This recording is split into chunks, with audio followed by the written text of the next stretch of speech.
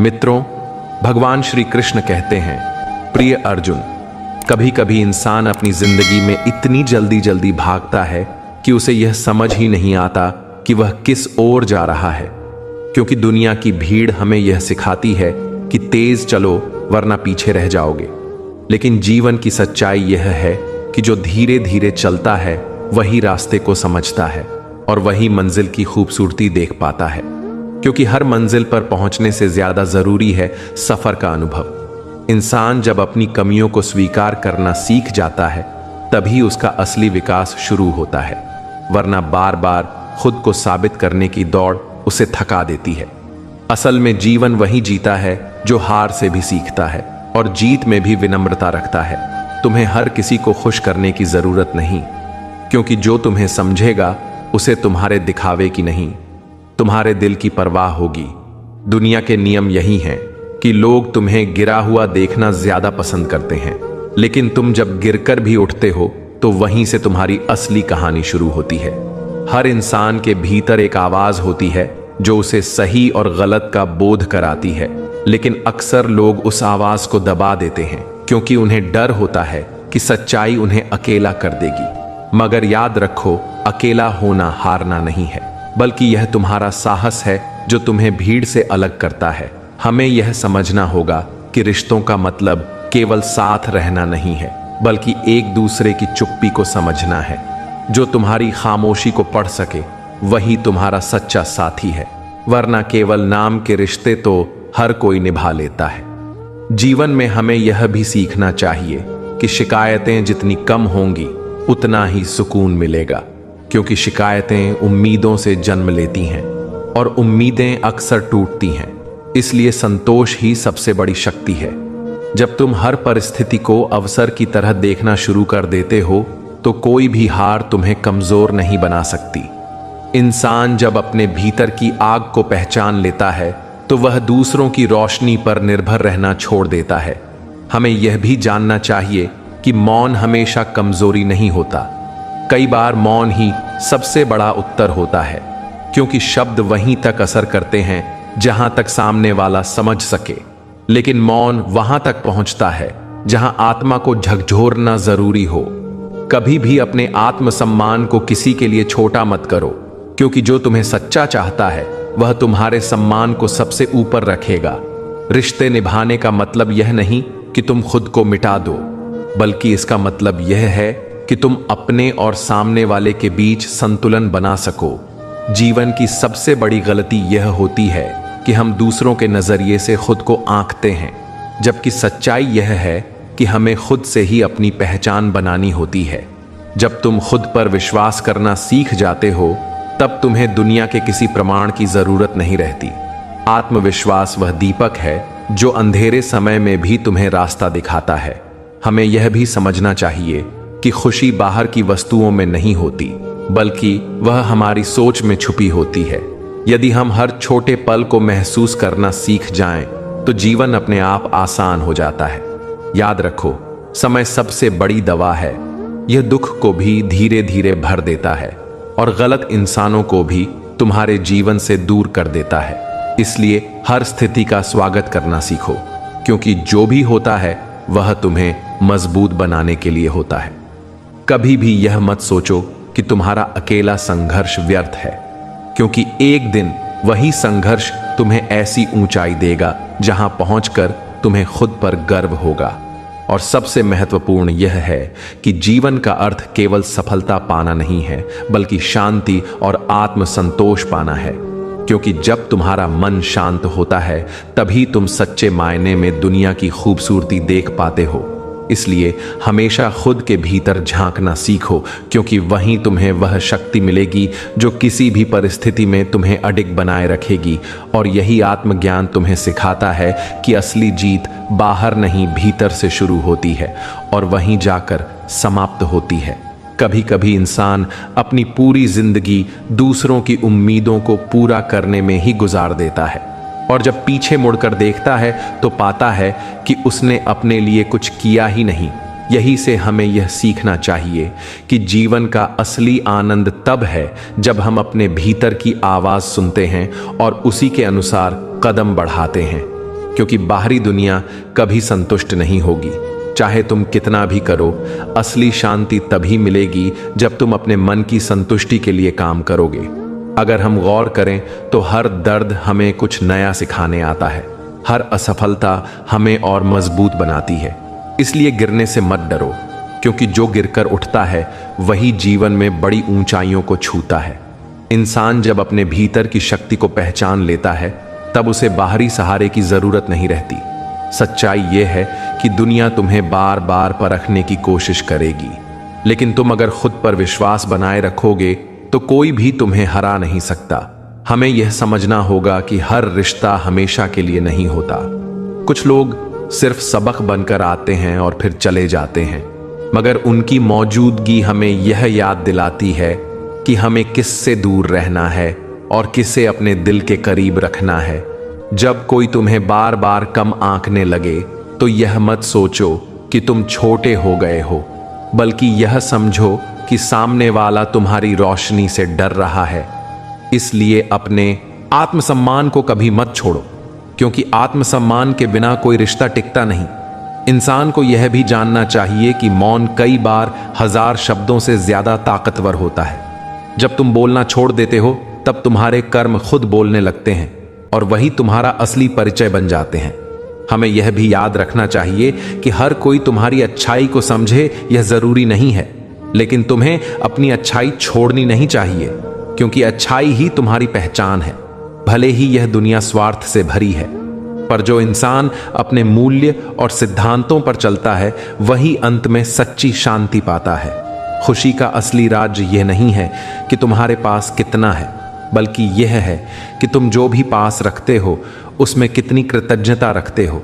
अगर हम हर छोटे पल के लिए आभारी रहना सीख जाएं तो जीवन का हर दिन त्योहार बन जाता है।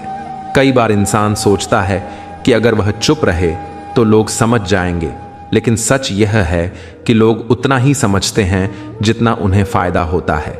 इसलिए अपनी भावनाओं को सही जगह व्यक्त करना सीखो, वरना भीतर का तूफान तुम्हें तोड़ देगा। रिश्तों को निभाते समय यह याद रखो कि त्याग जरूरी है, लेकिन ऐसा त्याग जो तुम्हारे आत्मसम्मान को कुचल दे वह सही नहीं है। हमें संतुलन बनाना सीखना चाहिए।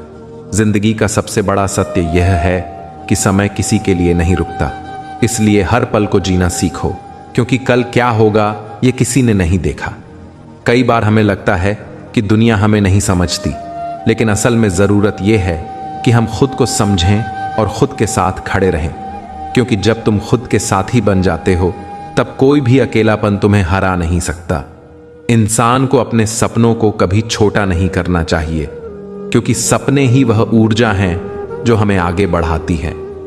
अगर तुम में धैर्य है तो एक दिन तुम्हारी मेहनत तुम्हें वही दिलाएगी जो तुम चाहते हो।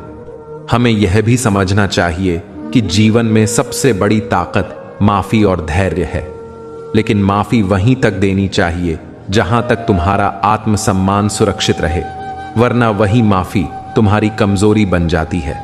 अगर हम हर बात पर रोते रहेंगे तो कभी मुस्कुराने की हिम्मत नहीं जुटा पाएंगे। इसलिए हर स्थिति में खुद को संभालना सीखो। इंसान वही जीतता है जो खुद को संभाल सके।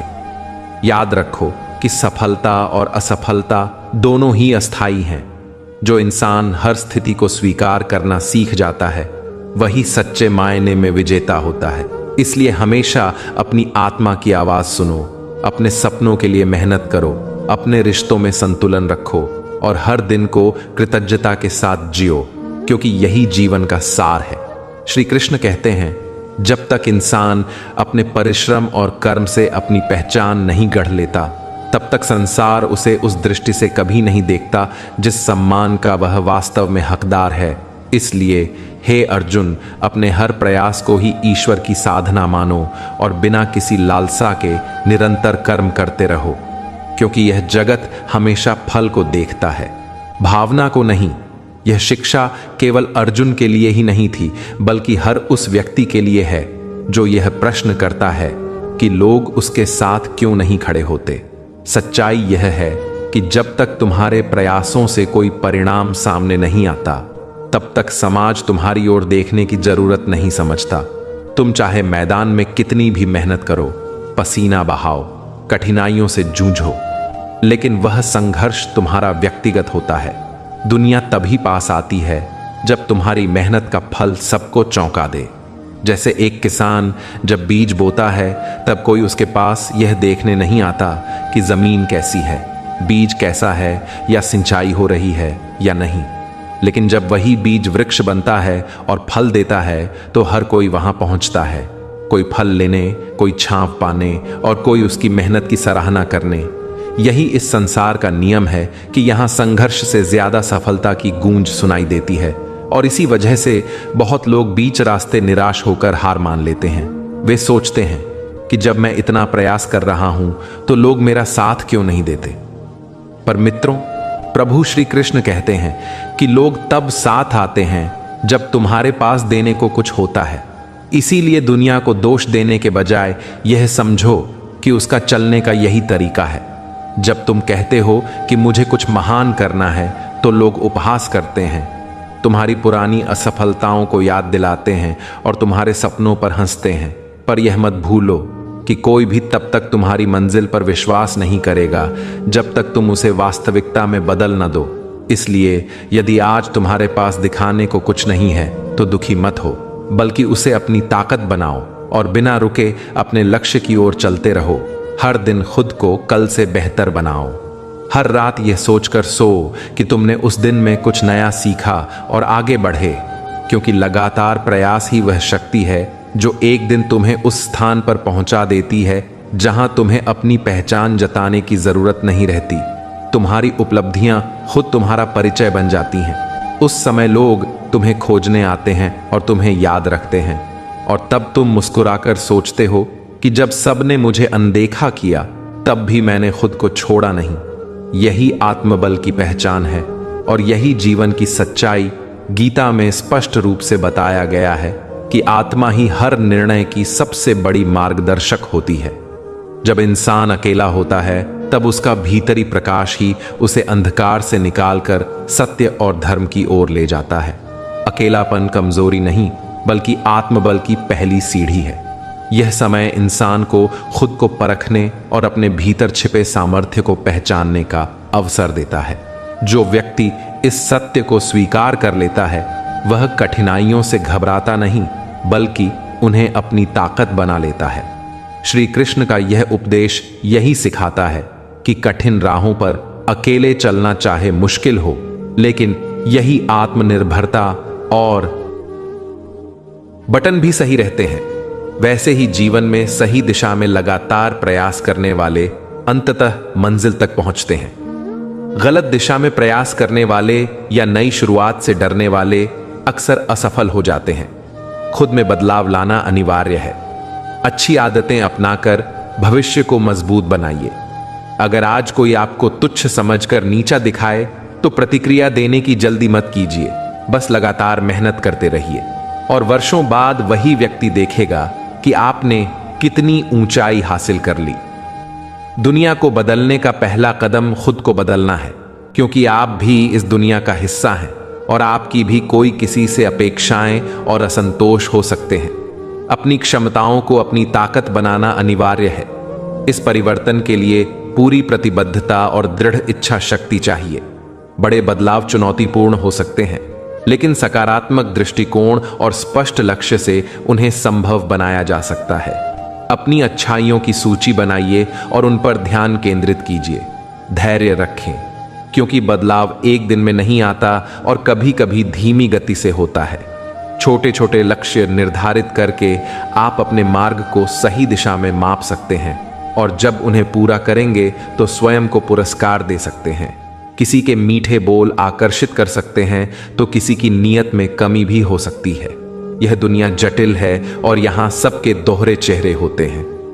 दूसरों को उनकी दिखावट से नहीं आंकिए, क्योंकि अंदर से लोग वही नहीं होते जो बाहर दिखाई देते हैं। झूठ अक्सर इसलिए बढ़ जाता है क्योंकि सच का साथ देने की हिम्मत हर किसी में नहीं होती। प्रेम भी अब नौकरी की तरह हो गया है, जो ऑफर आते ही बदल जाता है। रिश्तों में बढ़ती दूरियां अक्सर इस वजह से होती हैं कि लोग अपनों की उपेक्षा करते और गैरों को अपनाने में लगे रहते हैं। जिन लोगों से दूरी बनाना जरूरी है, उनसे दूरी बनाए रखना ही सबसे अच्छा है। वही व्यक्ति जो आपके भीतर की कमी बताता है और वह वहां है ही नहीं, उससे सीखिए। अक्सर हम दूसरों से इतनी उम्मीदें लगा लेते हैं कि जब वे पूरी नहीं होती तो दुख उठाते हैं। असलियत यह है कि कम उम्मीदें कम दुख देती हैं। अगर आप दूसरों से अपेक्षाएं कम रखेंगे और खुद पर भरोसा बढ़ाएंगे तो जीवन सहज बन जाएगा। हर चीज का एक सही समय होता है और अगर अभी कुछ नहीं मिला तो इसका मतलब यह नहीं कि वह कभी नहीं मिलेगा। संभव है कि अभी उसका उचित समय नहीं आया हो। इसलिए धैर्य और संयम सीखना अनिवार्य है। सही दिशा में मेहनत जारी रखें, एक दिन निश्चित रूप से उसका फल मिलेगा। जल्दी में निर्णय न लें, क्योंकि जो चीजें आज गलत लगती हैं वे भविष्य में आपके लिए सर्वोत्तम साबित हो सकती हैं। इसलिए हर स्थिति को शांतिपूर्ण दृष्टि से देखने और समझने की आदत डालिए। जीवन का असली सुख तब महसूस होता है जब हम इसे पूरी तरह से समझकर और ध्यानपूर्वक जीना सीखते हैं। हर दिन को नए अवसर की तरह देखिए और हर क्षण को आनंद और संतोष के साथ व्यतीत करने की कोशिश कीजिए। जब आप ऐसा करेंगे तो जीवन अपने आप सुंदर और सार्थक प्रतीत होने लगेगा। मन ही मनुष्य का कारण है और वही मनुष्य के बंधन और मुक्ति का आधार भी है। अगर मन को नियंत्रित कर लिया जाए तो हर परिस्थिति में स्थिरता और शांति बनी रहती है, परंतु यदि मन अनियंत्रित रहे तो वह हमें दुख, तनाव और पीड़ा की ओर धकेलता है। इसलिए गीता में श्री कृष्ण ने मन की साधना पर विशेष जोर दिया है। अशांत मन वाले व्यक्ति के लिए आनंद असंभव है, क्योंकि वह अक्सर अतीत की चिंता या भविष्य की कल्पनाओं में उलझा रहता है। इसलिए सच्ची शांति पाने के लिए वर्तमान क्षण में जीना आवश्यक है। कर्म में कुशलता ही योग है, क्योंकि किसी भी कार्य को पूरे समर्पण और लग्न के साथ करने पर ही सफलता और आत्मिक संतोष प्राप्त होता है। अधूरी मेहनत न तो संतोष देती है और न ही स्थायी परिणाम।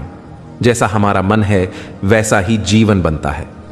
नकारात्मक सोच वाला व्यक्ति कभी सच्चे सुख को नहीं जान सकता, जबकि सकारात्मक दृष्टिकोण रखने वाला कठिन परिस्थितियों में भी समाधान ढूंढ लेता है। मन की शक्ति इतनी प्रभावशाली है कि यह सामान्य व्यक्ति को महान और सक्षम व्यक्ति को दुर्बल बना सकती है। जो मन को नियंत्रित कर लेता है वह बड़े दुखों से भी विचलित नहीं होता। यही कारण है कि ध्यान और साधना का महत्व अत्यधिक बताया गया है।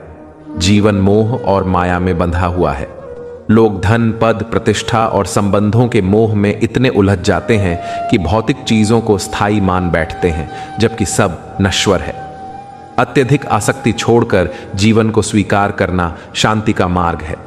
गीता में कहा गया है कि कर्म करते रहो लेकिन फल की चिंता मत करो। यही दृष्टिकोण अपनाकर दुखों से मुक्ति संभव है।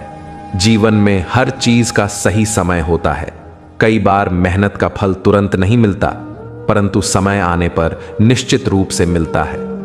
धैर्य सबसे बड़ा गुण है। जो व्यक्ति धैर्य नहीं रखता वह खुद की कठिनाई बढ़ा लेता है। समस्याओं से जल्दी भागने की बजाय उन्हें समय पर हल होने देना सीखो। असली सुख भौतिक वस्तुओं में नहीं बल्कि संतोष में है। जो व्यक्ति यह समझ लेता है कि जो कुछ उसके पास है वही पर्याप्त है, वह सबसे आनंदित बन जाता है। लगातार दूसरों से तुलना करने वाला कभी संतोष नहीं जान सकता।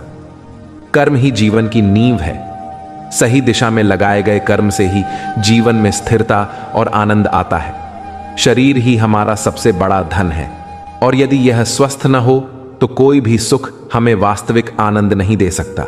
इसलिए खान पान, दिनचर्या और विचारों पर नियंत्रण आवश्यक है। मानसिक स्वास्थ्य भी उतना ही महत्वपूर्ण है जितना शारीरिक स्वास्थ्य। अधिक भोजन, अनुचित आहार या विचारों पर नियंत्रण न रखना दोनों को प्रभावित करता है। इसी प्रकार संयम और समझदारी अपनाकर ही हम सच्चा सुख और संतोष पा सकता है। कई बार हम अपने आसपास के लोगों को इस नजर से आंकते हैं कि वे हमारे लिए क्या कर सकते हैं, जबकि असली संतोष तब मिलता है जब हम निस्वार्थ भाव से दूसरों की मदद करते हैं। यदि हम हर व्यक्ति के प्रति प्रेम और सम्मान बनाए रखें तो न केवल हमारे रिश्ते मजबूत होंगे बल्कि हमें भी आंतरिक शांति प्राप्त होगी। कभी कभी ऐसा लगता है कि कोई हमारे साथ अन्याय कर रहा है, पर समझना चाहिए कि हर व्यक्ति अपने जीवन की चुनौतियों में उलझा होता है। मैं रोज सुबह मंदिर में घंटी बजाता हूं। सोया हुआ मन खुद को जगाता है और भगवान को याद करता है। जीवन का असली रिश्ता वही है जो पीठ पीछे भी सम्मान देता है। थोड़ा धैर्य रखो, परीक्षा अब भी जारी है और वक्त खुद कहेगा अब तेरी बारी है। प्रेम की सच्चाई शब्दों में नहीं, कर्मों में निहित होती है। सूरज की तरह चमकना हो तो हर दिन रुकना भी पड़ेगा। समय बड़ा है, किसी की नहीं सुनता, पर अंधा भी नहीं है, वह सब देख रहा है। एकांत इंसान को आकार देता है, भीड़ उसे बस भीड़ बना देती है। अहंकार ही वह दौड़ है जिसमें हर विजेता अंततः हार जाता है। पहचान उनके साथ बनाओ जो वास्तव में साथ देते हैं, बड़े लोगों के साथ नहीं। सब्र रखो, जो तुम्हें अनदेखा कर रहे हैं उन्हें करते रहने दो। समय का नियम याद रखो, इरादे इतने कमजोर नहीं होने चाहिए कि दूसरों की बातों से टूट जाएं। जब समय और परिस्थितियां एक साथ चोट पहुंचाएं, तब इंसान अंदर से टूट जाता है। लक्ष्य परिश्रम और योग्यता से हासिल किया जा सकता है, लेकिन बड़ा लक्ष्य पाने के लिए दृढ़ संकल्प आवश्यक है। किस्मत का पता नहीं, पर मेहनत निश्चित रूप से सफलता दिलाएगी। जितना बड़ा सपना उतनी बड़ी चुनौतियां, और जितनी बड़ी चुनौतियां उतनी बड़ी सफलता। जो नाकामी सहने का साहस रखते हैं वही वास्तव में ऊंचाइयों तक पहुंच सकते हैं। मैदान में हारा हुआ व्यक्ति फिर जीत सकता है, लेकिन मन से हारा हुआ कभी नहीं। अकड़ को नियंत्रण में रखना चाहिए, क्योंकि लोग भावनाओं में झुकते हैं, पांव में नहीं। बिना मेहनत की आसानी से मिलने वाली चीजें आंखों को धोखा देती हैं और आत्मा को कमजोर बनाती है। सफलता पाने वाले हमेशा टैलेंटेड नहीं होते, कभी कभी अवसर ही पर्याप्त होता है। प्रेम या भोजन अधिक देना सरल हृदय वाले व्यक्तियों के लिए ही संभव है। चतुर व्यक्ति इसे संभाल नहीं पाता। कठिन समय अक्सर अपनों और गैरों की असली पहचान दिखाता है, और यह याद रखना चाहिए कि बुरा वक्त केवल कमजोरी नहीं, बल्कि असली शक्ति को सामने लाने का माध्यम होता है। जब हर दरवाजा बंद हो जाए, तब हमें खुद अपने रास्ते बनाने पड़ते हैं। यही कारण है कि बुरा समय सिखाता है, और वह सबक जीवन भर साथ रहता है। रिश्तों की गहराई को समझना आसान नहीं, पर समय हर रिश्ता अपनी वास्तविकता दिखा देता है। जिनसे हम सबसे अधिक उम्मीद रखते हैं वही कभी कभी हमें सबसे ज्यादा चोट पहुंचाते हैं। इसलिए भरोसा केवल खुद पर रखना चाहिए, क्योंकि हम ही अपने सबसे बड़े साथी हैं। हर वह रिश्ता जो सच्चाई पर खरा उतरता है वही टिकाऊ बनता है, और बाकी सभी समय के साथ पीछे जा सकता है। जिंदगी में ख्वाब, इच्छाएं और लोग जितने कम होंगे, उतना ही मन को शांति और सुकून मिलेगा। अक्सर हम अपने आसपास के लोगों को इस नजर से आंकते हैं कि वे हमारे लिए क्या कर सकते हैं, जबकि असली संतोष दूसरों की मदद निस्वार्थ भाव से करने में है। बाजार में पैसे होने के बावजूद अपनी ख्वाहिशों को पीछे रखने वाला कंजूस नहीं, बल्कि वह पिता होता है जिसने अपने बच्चों के लिए खुद अधूरी खुशियां सहन की हों। अलमारी से मिले बचपन के खिलौनों ने मेरी उदासी देखकर कहा, अब समझा तुम क्यों जल्दी बड़े नहीं होना चाहते, क्योंकि जिम्मेदारियां उम्र से नहीं बल्कि एहसास और हालात से भारी होती हैं। अपनों के सामने ही आंसू निकलते हैं, क्योंकि दर्द वहीं दिखाया जाता है जहां उम्मीद अब भी बाकी रहती है। मुस्कान का असर गैरों पर भी पड़ता है, लेकिन असली मुस्कान वही है जो दिल के दर्द को छुपा सके। आज लोग किरदारों की बजाय सीधे सवाल पूछते हैं, कितना कमाते हो? और सच ये है कि जो दूसरों के चेहरे पर खुशी लाने की कोशिश करता है, उसकी मुस्कान ईश्वर छीन नहीं सकता। न बहुत सीधे बनो कि लोग तुम्हें हल्के में लें, और न इतनी चालाक कि सादगी खो जाए। हल्के रहो, फुलके रहो, खुलकर जियो। लोग कुछ न कुछ कहेंगे, कहने दो, पर अपनी आवाज मत दबाओ। किसी को चोट पहुंचाना आसान है, जैसे समुद्र में पत्थर फेंकना, पर उस दर्द को मिटाना उतना ही कठिन है। जहां तक रास्ता दिखाई दे रहा है वहां तक चलो, आगे का मार्ग वहीं मिलेगा जब कदम बढ़ाओगे। क्योंकि सफर की खूबसूरती यह है कि वह हर मोड़ पर नई सीख देता है। विश्वास बड़े से बड़े पर्वत को हिला सकता है, और शक वही पर्वत खड़ा कर देता है। इसलिए भरोसा रखो, लेकिन आंखें खुली रखो। जीवन में कम ख्वाब, कम इच्छाएं और कम लोग होने चाहिए, क्योंकि भीड़ सुकून की सबसे बड़ी बाधा है। पैसे होते हुए भी अपनी प्राथमिकताओं को बच्चों या अपनों पर केंद्रित करने वाला ही सच्चा पिता है। बचपन के खिलौनों ने यह भी कहा कि जिम्मेदारियां उम्र से नहीं, हालात से भारी होती हैं। जीवन की कश्ती को सोच समझकर चलाओ। कभी किनारा नहीं मिलता, कभी सहारा नहीं। दुनिया की सबसे असरदार दवा जिम्मेदारी है। एक बार अपनाओ और जिंदगी तुम्हें थकने नहीं देगी। समाज में बदलाव क्यों नहीं आता? गरीब में हिम्मत नहीं, मध्यम वर्ग के पास समय नहीं और अमीर को जरूरत नहीं होती। इंसान दूसरों से मिली इज्जत और अपनों से मिली बेइज्जती कभी नहीं भूलता। इज्जत और ताकत दोनों तैयार रखो और केवल योग्य को दो।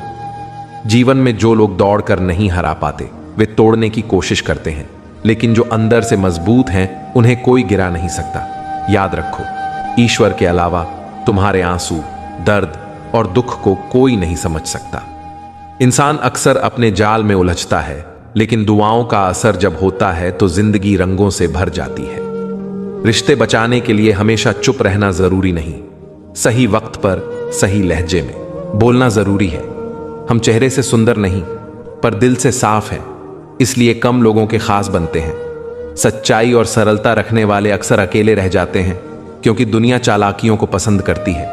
हर कोई चाहता है कि उसे समझा जाए, लेकिन यह नहीं देखता कि वह दूसरों को कितना समझ रहा है।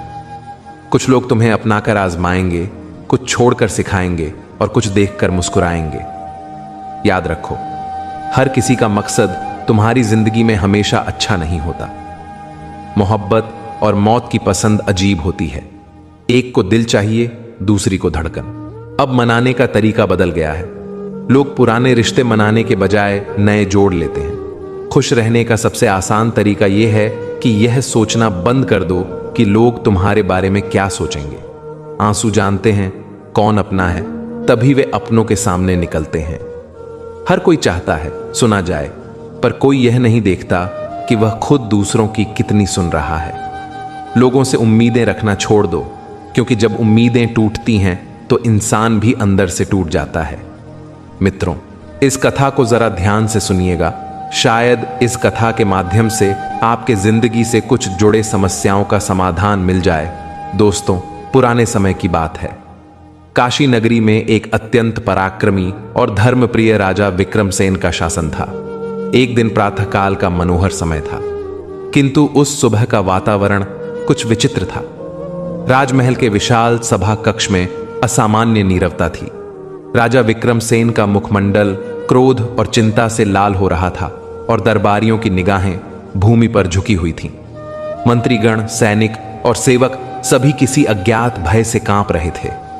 राजा बार बार द्वार की ओर निहार रहे थे, मानो किसी विशिष्ट अतिथि की प्रतीक्षा कर रहे हों। क्षण बीतते जा रहे थे और राजा का धैर्य टूटने लगा। अंततः वे अपने राजगुरु सोमदेव की ओर घूरते हुए बोले, गुरुदेव, क्या यह उचित है कि एक साधारण साधु के लिए मैं इस राज्य सिंहासन पर बैठा प्रतीक्षा करता रहूं? राजगुरु ने विनम्रता से कहा, महाराज, वह साधु कोई साधारण व्यक्ति नहीं, वरन एक सिद्ध महात्मा हैं, जिनके दर्शन मात्र से जीवन के रहस्य खुल जाते हैं। कृपया शांति रखें। परंतु राजा के मन में बेचैनी थी, क्योंकि उस साधु के पास वह रहस्य था जो राजा का भविष्य बदल सकता था। तभी द्वार से एक मधुर ध्वनि गूंजी और एक प्रकाशमान व्यक्तित्व भीतर प्रविष्ट हुआ। गेरुए वस्त्रों में लिपटा, शांत मुख और आंखों में अपूर्व तेज लिए वह साधु राजसभा के मध्य पहुंचा। उसकी उपस्थिति से वातावरण सुगंधित हो उठा। सभी दरबारी श्रद्धा से झुक गए। राजा ने क्रोध को दबाते हुए प्रश्न किया, महात्मन, क्या तुम्हें झांत नहीं कि राजा की प्रतीक्षा कितनी असहनीय होती है? साधु ने मंद मुस्कान के साथ कहा, राजन, समय सबका होता है, राजा का भी और तपस्वी का भी। राजा कुछ क्षण शांत रहे और बोले, मैं यह जानना चाहता हूं कि क्या मेरा भाग्य मुझे संपूर्ण जगत का सर्वश्रेष्ठ सम्राट बना सकता है? साधु ने राजा के मुख की ओर स्थिर दृष्टि डाली, जैसे वह उसके भीतर झांक रहा हो। फिर गंभीर स्वर में बोला, महाराज, राजसत्ता का वैभव धन या सेना से नहीं बढ़ता, वह प्रजा की प्रसन्नता से पल्लवित होता है। क्योंकि सच्चे राजा की महिमा उसके प्रजाजन के सुख में छिपी होती है। आपकी प्रजा दुखी है, वे आपके शासन के भय और अन्याय से व्याकुल हैं। जब जनता का आशीर्वाद नहीं होता तो राजा का सौभाग्य भी उसका साथ छोड़ देता है। यदि आप विश्व विजेता बनने की इच्छा रखते हैं तो पहले अपने लोगों के दिलों में स्थान बनाइए।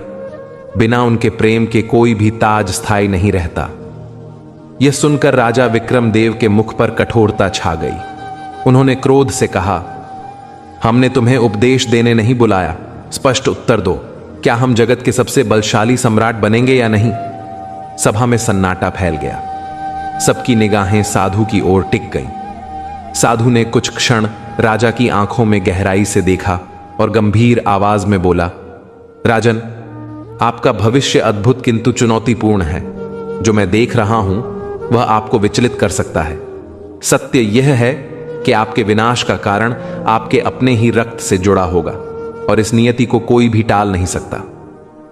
यह सुनकर दरबार में सन्नाटा और गहरा गया। राजा की आंखों में अविश्वास और गुस्सा एक साथ भड़क उठा।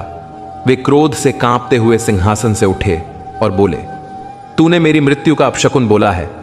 तू जानता है तू किससे बात कर रहा है? उन्होंने तलवार खींच ली और साधु की ओर लपके, पर साधु शांत भाव से स्थिर खड़ा रहा, मानो कोई तूफान उसके भीतर से गुजर रहा हो और वह अडिग पर्वत बना हो। उसने शांत स्वर में कहा, राजन, जो अपने ही लोगों को कष्ट देता है उसका अंत तलवार से नहीं भाग्य से होता है। तभी साधु के शरीर से तेजस्वी आभा फैल गई और दरबार प्रकाश से नहाने लगा। सबकी आंखें चकाचौंध हो गईं। वह प्रकाश इतना दिव्य था कि समय जैसे थम गया। कुछ क्षणों बाद साधु उसी तेज में विलीन हो गया। पीछे छोड़ गया गूंजती शांति और एक भयावह चेतावनी। राजा विक्रमदेव स्तब्ध रह गए। उनके चेहरे पर भ्रम और क्रोध की रेखाएं उभर आईं। तभी द्वारपाल हाँफता हुआ भीतर आया और बोला, महाराज, शत्रु राजा महेंद्र सेन अपनी सेना सहित नगर के द्वार पर खड़ा है और युद्ध की चुनौती दे रहा है। यह सुनते ही पूरा दरबार अशांत हो उठा, पर राजा ने तलवार ऊंची उठाई। उनका चेहरा अब दृढ़ता से दमक रहा था। उन्होंने गरजते हुए कहा, तो अब समय आ गया है। जिसने हमारे राज्य को ललकारा है अब उसे उसका दंड मिलेगा। राजा के पीछे पूरी सेना, मंत्रियों का समूह और चुस्त अंगरक्षक एक साथ मार्च करने लगे। जब वे महल के भव्य द्वार से बाहर आए तो समक्ष अत्यंत भयावह दृश्य उपस्थित था। राजा यशवर्धन अपनी विशाल वीर सेना के साथ कटिबद्ध मुद्रा में खड़ा था। उनके चेहरे पर प्रतिशोध और गर्व की ज्वालाएं उभर रही थीं। सेनाओं के ध्वज ऊंचे उठे हुए थे और पंखुड़ी की तरह लहरा रहे थे। नगाड़ों की घमंड भरी तान सुनकर धरती और आकाश गूंज उठे थे। जय सिंह ने तलवार ऊपर कर वीरता का घोष किया। यशवर्धन ने कहा कि तूने मेरे राज्य पर हस्तक्षेप कर अपनी आत्मा के विनाश को आमंत्रित किया है। आज मैं तेरे इस अहंकार को चूर कर दूंगा। यशवर्धन ने प्रबल स्वर में कहा कि तेरे अत्याचारों की बातें अब सीमाओं से पार पहुंच चुकी हैं। मैं धर्म की रक्षा हेतु आया हूं, तुझे युद्ध को आमंत्रित करता हूं। जय सिंह ने कटु हंसी के साथ प्रत्युत्तर दिया कि यह तेरा आह्वान ही तेरा सर्वनाश बनेगा। यशवर्धन, आज तेरी सेना नष्ट होगी और तेरा वंश समाप्त होगा। अपने अंत के लिए तैयार हो। इतनी घोषणा के साथ रणभूमि में शंखध्वनि फूटी और युद्ध का ढोल गूंज उठा। दोनों ओर की सेनाएं क्रुद्ध गर्जना करते हुए आमने सामने टकराईं। तलवारों की ध्वनि, घोड़ों के कदापुष्ट पगों का ठहाका और लड़ाकों के जय घोष से भूमि कंपित हो उठी।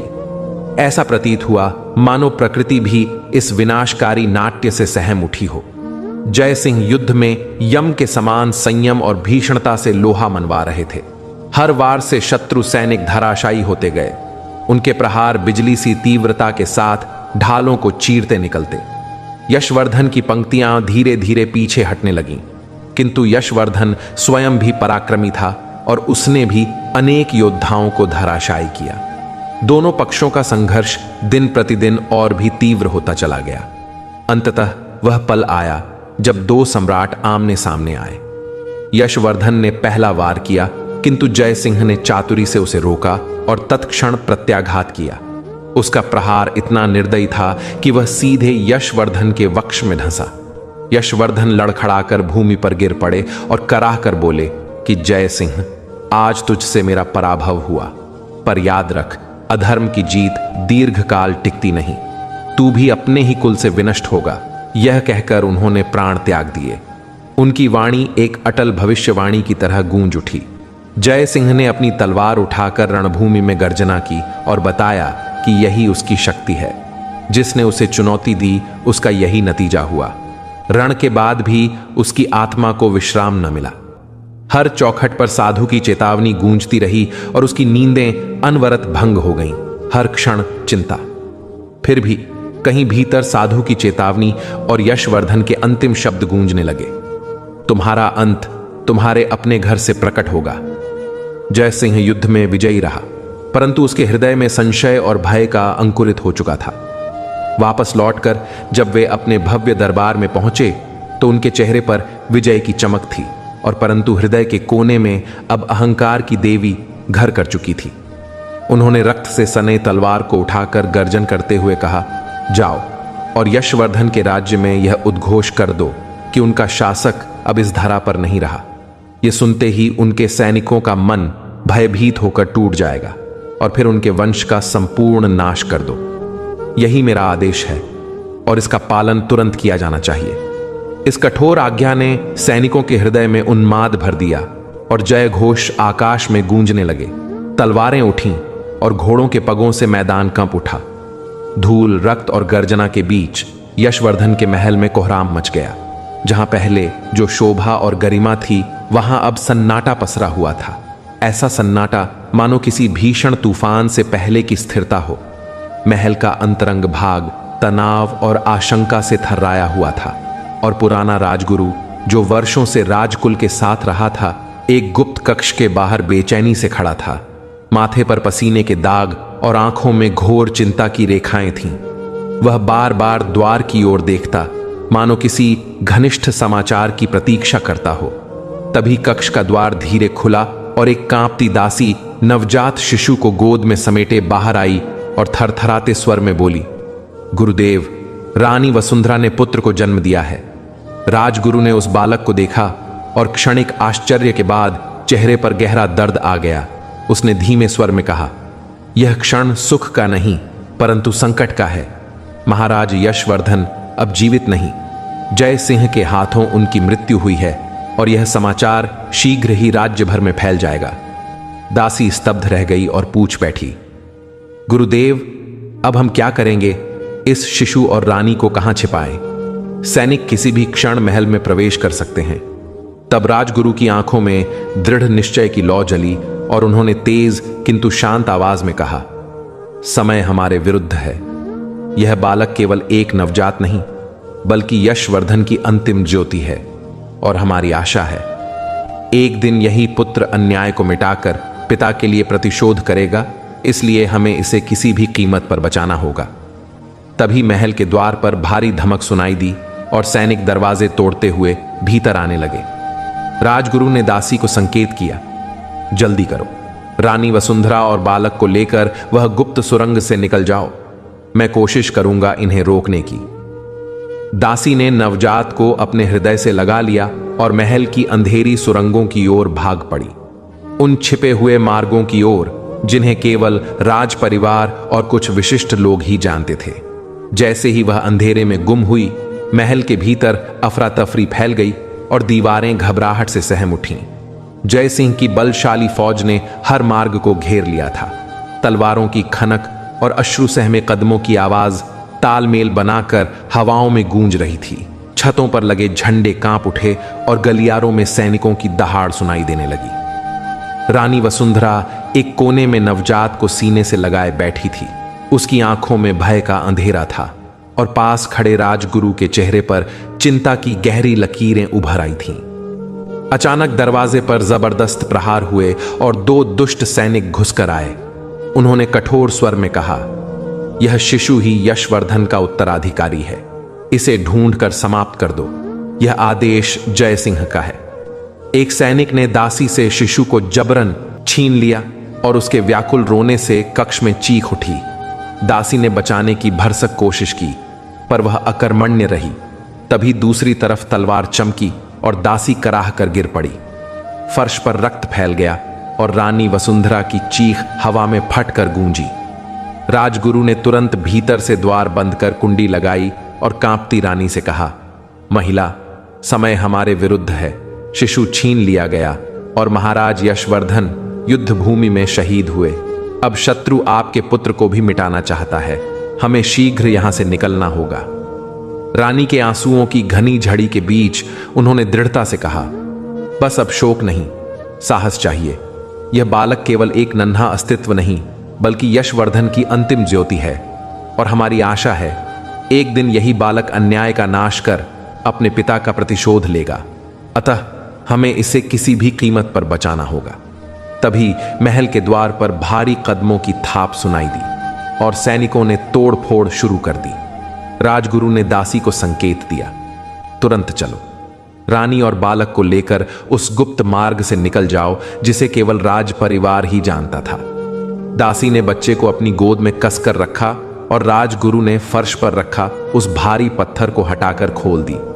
संकरी सुरंग की सीढ़ियां।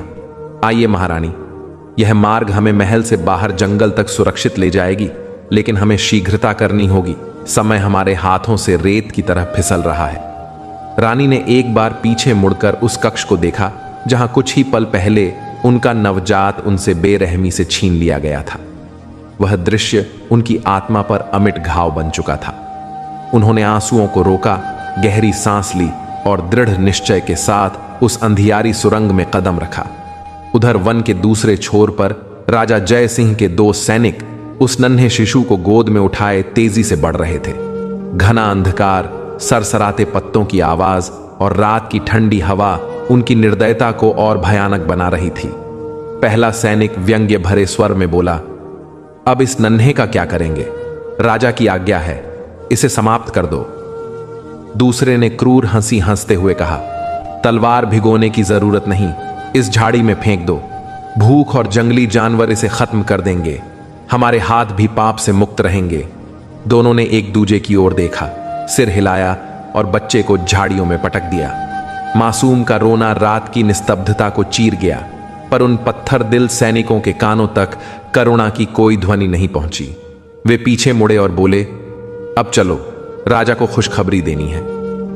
कुछ ही क्षणों में उनकी परछाइयां अंधकार में विलीन हो गईं और बालक की सिसकियां धीरे धीरे हवा में गुम होने लगीं। उधर रानी वसुंधरा और राजगुरु उस घने वन में अनवरत आगे बढ़ रहे थे। चारों ओर भयावह सन्नाटा, दूर से आती हुंकारें और पेड़ों की थरथराहट मानो किसी अनजाने खतरे की चेतावनी दे रही थी। किंतु दोनों के भीतर भय नहीं, बल्कि दृढ़ता की ज्योति थी। कुछ दूर चलने के बाद एक छोटी कुटिया दिखाई दी। बाहर एक तेजस्वी साधु ध्यान में लीन थे। उनके मुखमंडल पर वर्षों की साधना की शांति झलक रही थी। जब उन्होंने नेत्र खोले तो उनकी दृष्टि रानी और राजगुरु पर पड़ी। उन्होंने शांत स्वर में पूछा, बताइए राजगुरु, इस अंधकारमय रात्रि में यहां कैसे?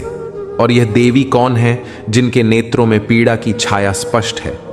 राजगुरु ने नत होकर कहा, हे पूज्य, यह महारानी वसुंधरा है, वीर यशवर्धन की धर्मपत्नी।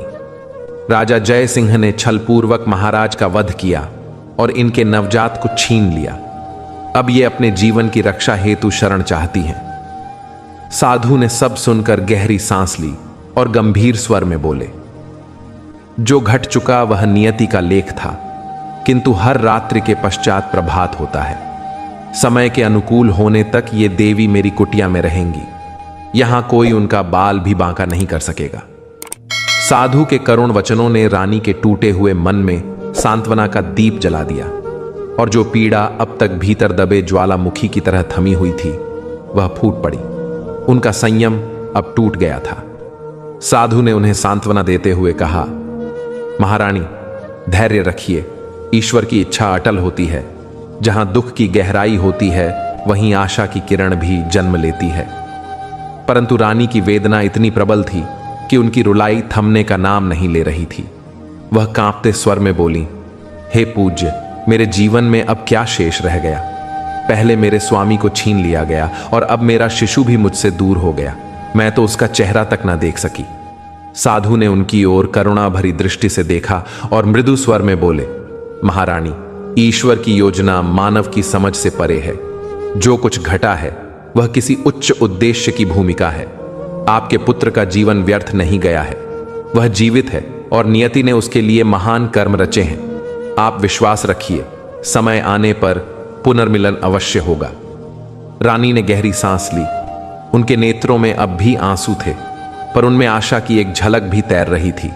साधु बोले, अब आप इस वन में निडर रहिए। यह मेरी कुटिया है, यहां कोई आपको हानि नहीं पहुंचा सकेगा। अब आपका जीवन केवल शोक नहीं बल्कि साधना का मार्ग है। जब तक आप जीवित हैं तब तक आपके कर्म अधूरे नहीं हैं। रानी ने धीरे से सिर झुकाया। उनके हृदय में एक नया संकल्प आकार लेने लगा। उन्होंने साधु के चरणों में झुककर आशीर्वाद मांगा। साधु ने आकाश की ओर दृष्टि उठाई और बोले, महारानी, आपका पुत्र भाग्यवान है। वह न्याय की स्थापना के लिए इस धरा पर आया है। उसका मार्ग कठिन अवश्य होगा, पर उसकी नियति उज्जवल है। रानी ने अपने आंसू पोंछे और बाहर आकर रात के आकाश को देखा, जहां चंद्रमा बादलों के बीच से झांक रहा था। उनकी आंखों में अब शोक की नहीं बल्कि प्रतिज्ञा की ज्वाला थी। वह अब केवल एक दुखी स्त्री नहीं, एक दृढ़ निश्चयी मां बन चुकी थी, जो अपने पुत्र को खोजने और अपने स्वामी की मृत्यु का प्रतिशोध लेने के लिए जी रही थीं। उसी समय उज्जैन के भव्य महल में राजा जयसिंह बेचैनी से टहल रहे थे। उनके चेहरे पर अपेक्षा और अधीरता स्पष्ट झलक रही थी। उन्हें सूचना मिली थी कि रानी मैनावती प्रसव पीड़ा में है। कुछ देर बाद एक दासी भयभीत मुद्रा में आई और सिर झुकाकर बोली, महाराज, रानी ने पुत्र को जन्म दिया है। जयसिंह के मुख पर क्षणिक मुस्कान उभरी, पर दासी की झिझक ने उन्हें बेचैन कर दिया। उन्होंने तीखे स्वर में कहा, क्या बात है, रानी स्वस्थ है ना? दासी ने कांपते हुए कहा, महाराज, रानी मूर्छित है किंतु बालक जीवित है। राजा ने चिंतित होकर कहा, तो फिर यह भय कैसा? दासी बोली, महाराज, कृपया स्वयं जाकर देखें। राजा के हृदय में अनजाना भय समा गया। वे तेजी से कक्ष में पहुंचे, रेशमी पर्दों को हटाया और पालने के पास झुक गए। पल भर में उनके चेहरे का रंग उड़ गया। पालने में जो बालक था उसका चेहरा देखने योग्य नहीं था। उसका मुख विकृत था, पेट असामान्य रूप से फूला हुआ था और उसकी आंखों में कोई जीवंतता नहीं दिखती थी। राजा जयसिंह स्तब्ध रह गए और उनकी सारी आकांक्षाएं, उनके सपनों का उत्तराधिकारी इस अवतार में कैसे हो सकता था, यह विचार उनके मन में कांप उठा। राजा ने कंपित स्वर में कहा, यह मेरा संतान नहीं हो सकता, यह किसी श्राप जैसा है, और यदि यह बात प्रजा में फैल गई तो मेरी मान प्रतिष्ठा मिट्टी में मिल जाएगी। उनके मुख पर क्रोध, भय और अपमान की तीव्र लहर दौड़ आई। दासी घबरा उठी और साहस कर पूछ बैठी, तो अब महाराज आप क्या करेंगे? जय सिंह की दृष्टि कठोर और अंधेरी हो गई।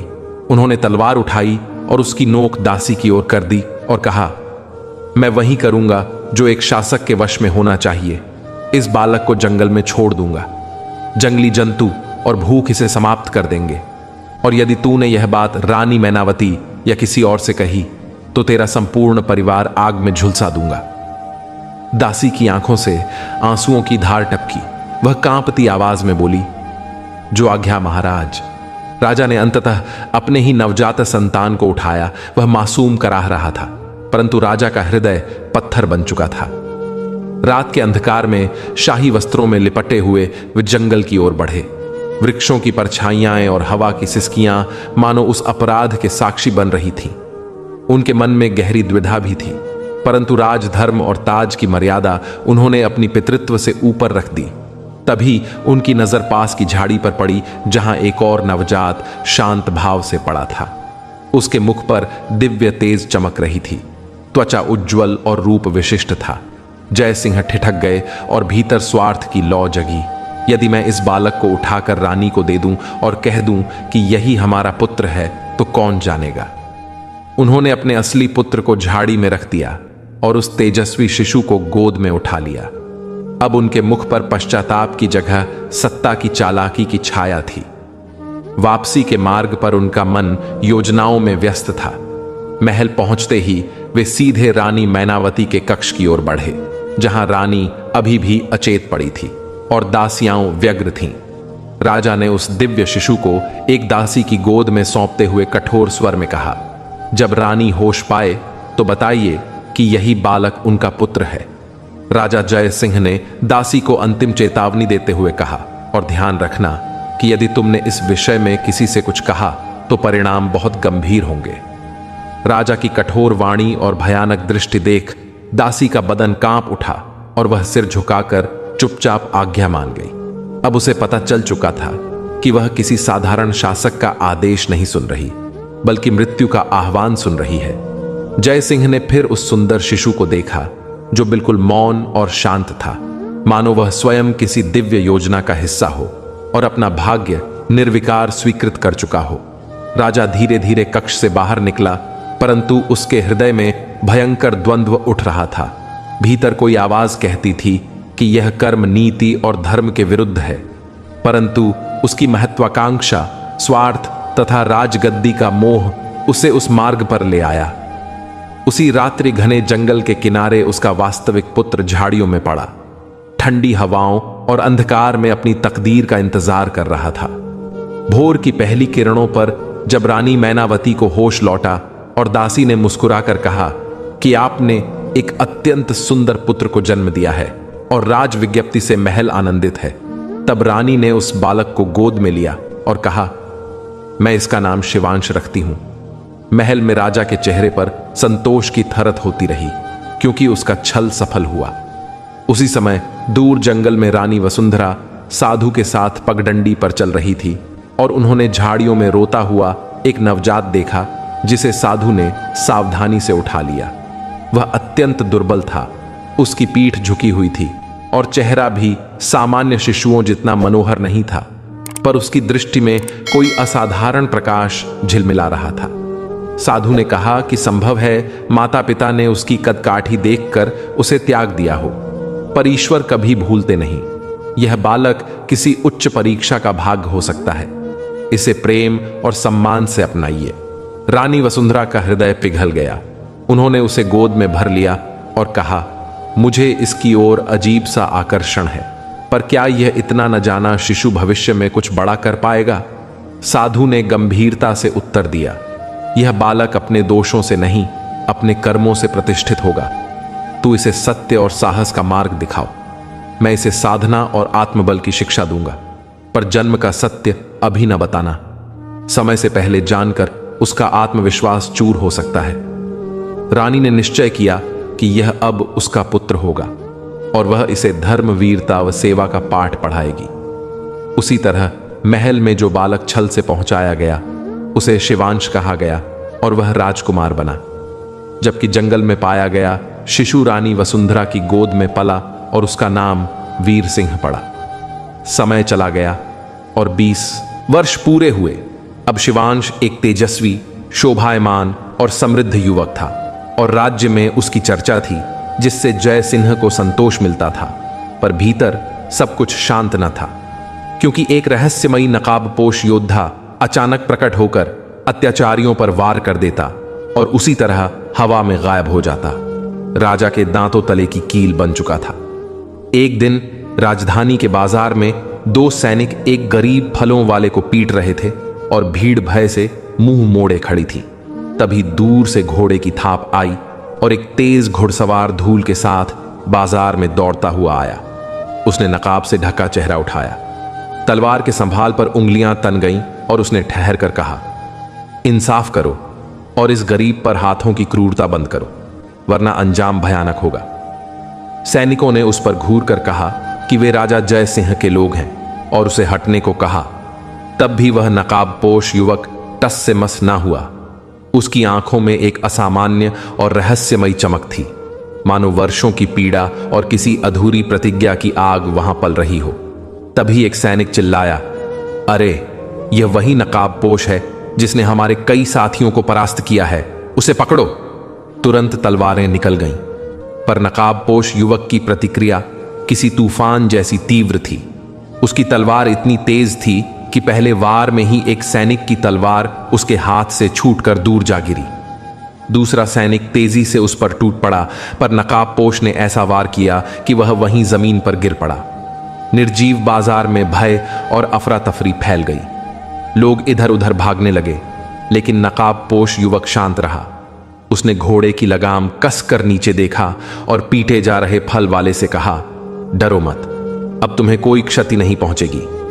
फल वाला हैरानी और कृतज्ञता से कुछ बोलने ही वाला था कि नकाबपोश युवक घोड़े को तेजी से दौड़ाकर ओझल हो गया। लोग वहीं कुछ क्षण स्थिर खड़े रह गए, भय, विस्मय और श्रद्धा से परे। इसी बीच महल के भव्य द्वार पर एक घायल और थका हुआ सैनिक हांफता हुआ पहुंचा। उसके चेहरे पर भय और असहायता स्पष्ट थी। उसे तुरंत राजा जयसिंह के दरबार में ले जाया गया। दरबार में गहन मौन पसरा था। सिंहासन पर बैठे राजा जयसिंह का चेहरा कठोर और आंखों में क्रोध की ज्वाला थी। सैनिक घुटनों के बल झुका और बोला, महाराज, वह नकाबपोश फिर दिखाई दिया। उसने मेरी आंखों के सामने मेरे साथी को मार डाला। यह सुनते ही दरबार में हलचल मच गई। राजा जयसिंह का चेहरा भड़क उठा। तीव्र स्वर में बोले, तुमने उसे क्यों रोका नहीं? क्या तुम्हारे हाथ पांव काम नहीं कर रहे थे? सैनिक कांपते हुए बोला, महाराज, मैंने पूरा प्रयास किया, लेकिन वह बहुत तेज था। उसकी तलवार बिजली जैसी चलती है। जब तक हम समझ पाते, वह हमला करके निकल चुका था। राजा ने थककर कुर्सी पर पीठ टिकाई और गहरी सांस ली। उनका चेहरा अब क्रोध और चिंता से भरा था। उन्होंने अपने विश्वसनीय मंत्री धर्मपाल की ओर देखा और कहा, मंत्री जी, यह नकाबपोश मेरी सहन शक्ति की सीमा पार कर चुका है। मैंने राजकुमार शिवांश को इस रहस्य का पता लगाने का कार्य दिया था, पर अभी तक वह क्या कर रहे हैं? मंत्री सिर झुकाकर बोला, महाराज, राजकुमार शिवांश शिकार के लिए जंगल गए हैं। राजा कुछ क्षण मौन रहे। फिर उन्होंने मंत्री की ओर गहरी नजर डाली और कहा, मंत्री जी, एक बात मुझे लगातार परेशान कर रही है। हर बार जब शिवांश शिकार के लिए निकलते हैं, तभी वह रहस्यमय नकाबपोश अचानक प्रकट हो जाता है। क्या यह महज संयोग है या फिर कोई गुप्त संबंध छिपा हुआ है? यह सुनते ही दरबार में हल्की सी सिहरन दौड़ गई। दरबारी एक दूसरे की ओर आश्चर्य और चिंता भरी नजरों से देखने लगे। मंत्री धर्मपाल ने संकोच के साथ कहा, महाराज, आपकी आशंका बिल्कुल निराधार नहीं कही जा सकती। संभव है कि राजकुमार शिवांश और इस नकाबपोश के बीच कोई गहरा संबंध हो। राजा जयसिंह का चेहरा और गंभीर हो गया। यदि ऐसा है तो यह मेरे राज्य और परिवार दोनों के लिए गंभीर संकट है। मंत्री जी, मैं चाहता हूं कि आप इस विषय की गहन जांच करें।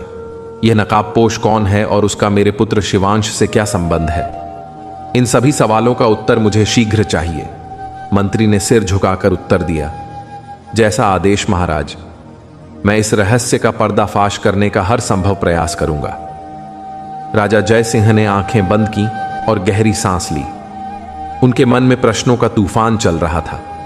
क्या शिवांश वास्तव में मेरा आज्ञाकारी पुत्र है, या भाग्य मुझे किसी और सत्य की ओर ले जा रहा है? महल से दूर गहरे जंगल के बीच रानी वसुंधरा का छोटा आश्रय शांति और रहस्य से भरा हुआ था। वहीं दूसरी ओर रानी वसुंधरा अपने पुत्र वीर सिंह के साथ बैठी थी। वर्षों से वह बालक अपनी पीठ की विकृति और असामान्य शारीरिक रूप के कारण दुनिया से दूर रहा था। साधु महाराज, जो अब तक ध्यान में लीन थे, उन्होंने अपनी आंखें खोली और दृष्टि वीर सिंह पर टिकी। उन्होंने गंभीर स्वर में कहा, वीर सिंह, आज का दिन तुम्हारे जीवन का अत्यंत महत्वपूर्ण दिन है। साधु महाराज ने आगे कहा, मैंने एक विशेष तप और साधना से दिव्य जड़ी बूटी तैयार की है। इसे ग्रहण करने से न केवल तुम्हारा शरीर बलशाली और आकर्षक होगा, बल्कि भीतर दबा आत्मबल और आत्मविश्वास भी जागृत हो जाएगा। वीर सिंह चकित रह गया। उसकी आंखों में आश्चर्य और उत्साह की चमक उभर आई। साधु महाराज ने मुस्कुराते हुए कहा, बिल्कुल, यह परिवर्तन केवल शरीर तक सीमित नहीं रहेगा। यह तुम्हारे भीतर छिपी वीरता और साहस को भी जगाएगा। अब जाओ और श्रद्धा पूर्वक इसे ग्रहण करो।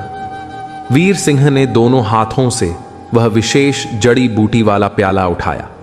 उसकी आंखों में दिव्यता की झलक थी। जैसे ही उसने इसे पी लिया, वातावरण में रंग बिरंगी आभा फैल गई। तेज प्रकाश उसके चारों ओर नृत्य करने लगा। कुछ ही क्षणों में उसका शरीर रूपांतरित होने लगा। पीठ सीधी हुई, कंधे चौड़े और मांसल हो उठे। चेहरा तेज और आकर्षक बन गया। आंखों में अद्भुत आत्मबल झलक रहा था। अब वह कोई दुर्बल युवक नहीं, बल्कि सिंह जैसे पराक्रमी योद्धा के रूप में खड़ा था। रानी वसुंधरा ने अपने पुत्र को देखा और उनकी आंखों से अविरल अश्रु बह निकले। आज मुझे ऐसा प्रतीत हो रहा है कि मेरे वीर सिंह ने अपना सच्चा रूप पूरी तरह से प्राप्त कर लिया है। वीर सिंह ने श्रद्धा से मां की ओर देखा और बोला, मां, यदि साधु महाराज पहले ही मुझे यह रूप दे सकते थे तो उन्होंने ऐसा क्यों नहीं किया? साधु महाराज ने गंभीरता से उत्तर दिया, बेटा, जब आत्मा परीक्षा में होती है तो देह की कमजोरी ही वास्तविक साहस को परखती है। यदि तुमने वह रूप पहले ही प्राप्त कर लिया होता तो तुम्हारा आत्मविश्वास केवल रूप और शक्ति पर टिका रहता, पर अब तुमने संघर्ष कर स्वयं को सिद्ध किया है और यह रूप तुम्हारे पराक्रम का सम्मान है, न कि तुम्हारा सहारा। वीर सिंह ने प्रणाम कर सिर झुकाया। उसके चेहरे पर अब केवल धैर्य, आत्मबल और धर्म का उजाला दिखा। वह अपनी माता की ओर मुड़ा और कहा, मां, अब मुझे आज्ञा दीजिए। मैं राजा जय सिंह के पास जाऊंगा और पिता की हत्या का न्याय दिलाऊंगा। वह दिन दूर नहीं जब अधर्म को उसका दंड मिलेगा। रानी ने दृढ़ता से उसके कंधे पर हाथ रखा और बोली, बेटा, मैं भी तेरे साथ चलूंगी। तेरे पिता की मृत्यु ने मेरी आत्मा को झकझोर दिया है और मैं स्वयं देखना चाहती हूं कि मेरा पुत्र सत्य की रक्षा के लिए रणभूमि में खड़ा होता है। वीर सिंह ने सहमति में सिर झुकाया। ठीक है मां, मैं राजा जय सिंह को उसकी सत्ता पर चुनौती दूंगा और उसका सिंहासन हिला दूंगा। साधु महाराज ने दोनों पर आशीर्वाद डाला और कहा, जाओ वीर सिंह, यह तुम्हारी सबसे कठिन परीक्षा होगी, पर सत्य, धैर्य और वीरता ही तुम्हारी प्रबल शक्ति बनेगी। वीर सिंह और रानी वसुंधरा ने साधु को नमन किया और अपने उद्देश्य की ओर निकल पड़े। अब वीर सिंह का नया रूप केवल बाह्य रूप नहीं था, बल्कि उसके भीतर जागी धर्म, साहस और प्रतिशोध की प्रतीक बन गया था। वहीं महल में राजा जय सिंह गंभीर मुद्रित सिंहासन पर बैठे थे। उनका मुख चिंतित था और वह नकाबपोश की पहेली से त्रस्त था। गुप्तचर ने आकर सूचना दी कि उस नकाबपोश का रहस्य उजागर हो गया है और उसका संकेत सुनकर जय सिंह स्तब्ध रह गए। फिर उसी क्षण दरबार के द्वार खुलकर राजकुमार शिवांश भीतर प्रकट हुए। आत्मविश्वास उनकी चाल में और गंभीरता उनके मुख पर थी। राजा ने कठोर स्वर में पूछा, क्या यह सत्य है शिवांश? क्या तू ही वही नकाबपोश है जिसने हमारे सैनिकों पर वार किए? क्या तूने हमारे ही सैन्य बल को आघात पहुंचाया और अपने पिता तथा अपने धर्म को भूल गया? राजकुमार शिवांश की दृष्टि निडरता से सीधे राजा की आंखों में टिक गई और उसने स्पष्ट उत्तर दिया, अब जब रहस्य खुल चुका है तो सुन लीजिए पिताजी। हां, वही नकाबपोश मैं हूं और मैंने यह सब इसलिए किया क्योंकि आपके सैनिक उन निर्दोषों पर अत्याचार कर रहे थे जिनकी रक्षा करना आपका और मेरा दोनों का धर्म था। राजा जय सिंह का मुख और भी कठोर हो चला था। उसने गूंजते स्वरों में कहा, बंद करो शिवांश, यह सब तुम्हारा नाटक है और तुम्हारा धर्म नहीं। यह सब भ्रम है। तुम्हारा परम कर्तव्य है मेरी आज्ञा का पालन करना और राज्य की मर्यादा बनाए रखना, न कि अपनी ही सेना को आघात पहुंचाना। पर राजकुमार शिवांश विचलित न हुआ। उसने शांत पर दृढ़ आवाज में उत्तर दिया, पिताजी, जब राज्य की मर्यादा प्रजा के आंसुओं पर टिकी हो तो वही पालन पाप बन जाती है। प्रजा की भलाई सबसे बड़ा सम्मान है और यदि आपके सैनिक निर्दोषों पर अत्याचार कर रहे हैं तो उन्हें रोकना मेरा धर्म है, भले ही इसके लिए मुझे आपके विरुद्ध खड़ा ही क्यों न होना पड़े। राजा जयसिंह का चेहरा लोहे जैसा तप गया और उसने क्रोध में कहा, शिवांश, तुम्हारी यह बेकाबू हरकत अब सहन नहीं करूंगा। तुमने हमारे नियम तोड़े हैं, सेना की दक्षता को घटाया है और मेरे मान गौरव को कलंकित किया है। तुम्हारे इस कृत्य का दंड मैंने कभी क्षमा नहीं किया तो लूंगा। शिवांश ने विनम्रता से सिर झुकाया किंतु शब्दों में दृढ़ता बरकरार रखी। यदि आप मुझे दंड देना चाहें तो मैं उसे सहर्ष स्वीकार कर लूंगा, पर याद रखिए मैंने जो कुछ भी किया वह केवल प्रजा की रक्षा हेतु था। दरबार मौन में डूब गया। पिता पुत्र के मध्य धर्म और कर्तव्य की तीखी टकराहट फैल रही थी और दीवारें सच्चाई की गूंज से गूंज रही थीं। तभी विशाल दरबार द्वार खुल गए और अंदर एक तेजस्वी युवक प्रकट हुआ। उसके साथ रानी वसुंधरा भी आई। युवक की छवि दिव्य तेज से प्रकाशित थी। आंखों में प्रतिशोध की आग और चाल में अदम्य साहस था। वह गर्ज कर बोला, राजा जय सिंह, मैं तुम्हें युद्ध के लिए चुनौती देता हूं। अब तुम्हें अपने किए पापों का प्रायश्चित करना होगा। जय सिंह ने चौंक कर और कठोरता से पूछा, तुम कौन हो जो मेरे दरबार में इस तरह प्रवेश कराए? तभी रानी वसुंधरा आगे आई। उनके शब्दों में वर्षों की पीड़ा और गर्व की झलक थी।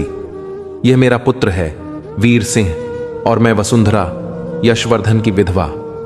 वर्षों पहले तुमने छल पूर्वक मेरे पति की हत्या करवाई और हमारे कुल का नाश करने का आदेश दिया, पर विधाता ने हमें बचाया ताकि आज हम तुम्हें तुम्हारे पापों का दंड दे सकें। राजा जय सिंह ठहाका लगाकर बोला, हाँ, मैंने ही आज्ञा दी थी कि यशवर्धन के वंश का अंत कर दिया जाए। लगता है भाग्यवश तुम बच गए, पर अब नहीं, आज तेरा भाग्य भी समाप्त होगा। वीर सिंह ने तलवार उठाई और गर्जन कर कहा, जय सिंह, तेरा अहंकार, तेरा अन्याय और तेरा पाप आज मिटेगा। न्याय तुझसे वहीं लिया जाएगा जहां तू बैठा है।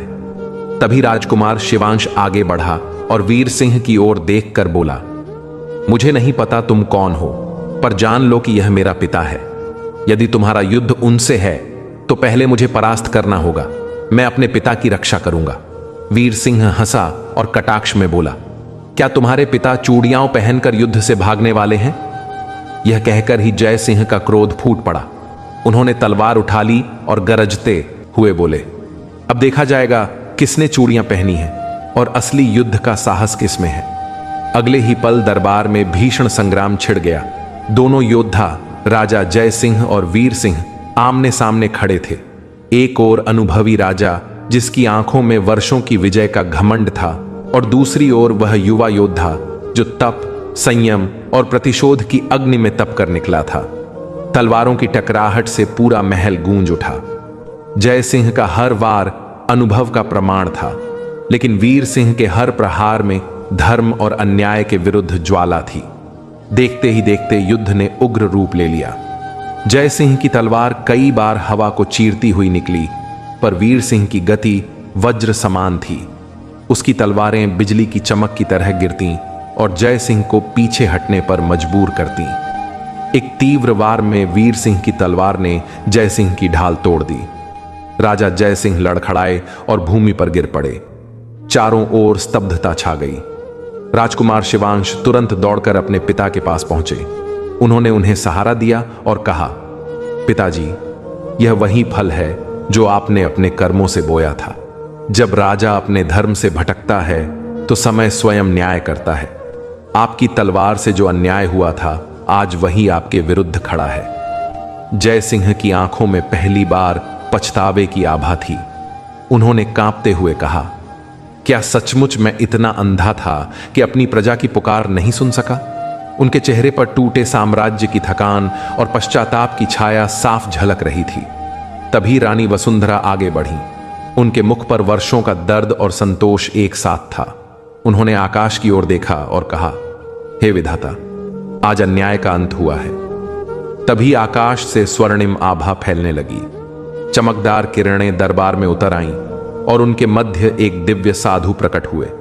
उनकी उपस्थिति से सारा वातावरण शांत और पवित्र हो गया। हर व्यक्ति ने श्रद्धा से सिर झुका लिया।